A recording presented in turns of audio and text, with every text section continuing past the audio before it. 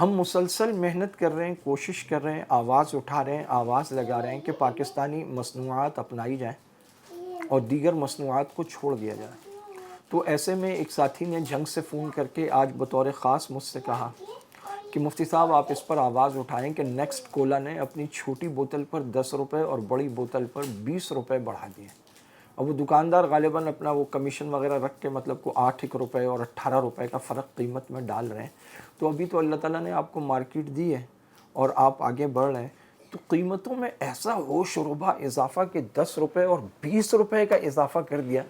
تو یہ سوچنا چاہیے نیکسٹ کولا والوں کو اور ہر اس شخص کو جس کے لیے اب خلا پیدا ہوا ہے، گنجائش پیدا ہوئی ہے، گولڈن چانس اسے ملا ہے، وہ اپنی مصنوعات کو لے کر مارکیٹ میں قدم بڑھا رہا ہے اور جما رہا ہے۔ ایسے موقع پر اس انداز سے قیمتیں نہ بڑھائیں کہ آپ یہ سوچ رہے ہیں کہ یہ ایک موقع ہے، اس پر جتنا سمیٹ سکتے ہیں سمیٹ لیں، بعد والوں نے تو واپس دوبارہ آ جانا۔ ایسا مت سوچئے، بلکہ ایسے قدم جمائیے کہ آپ کے سوا کوئی اور مارکیٹ میں نہ رہے۔